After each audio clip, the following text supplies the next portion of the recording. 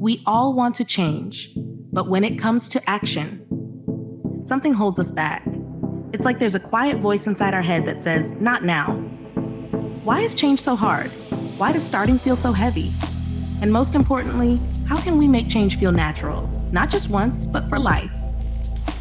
In this video, we'll dive deep into how your brain works behind the scenes, and we'll use 4 science-backed principles to build a mind that's ready for change.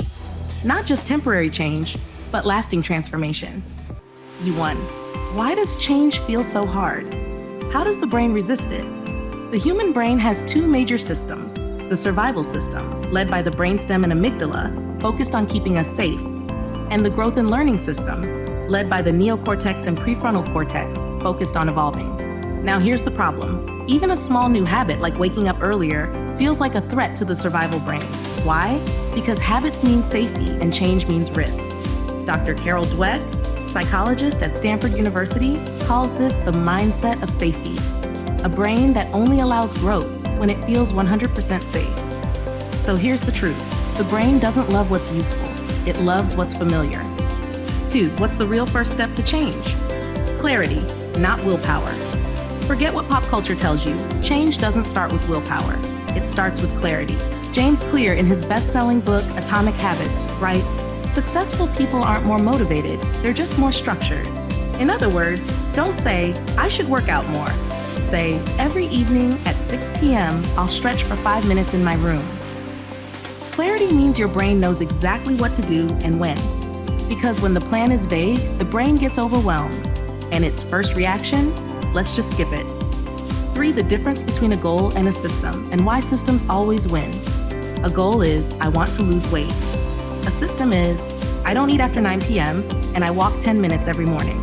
Charles Duhigg, author of The Power of Habit, says, habits matter more than dreams. Systems matter more than motivation. Goals are exciting, but they fade fast.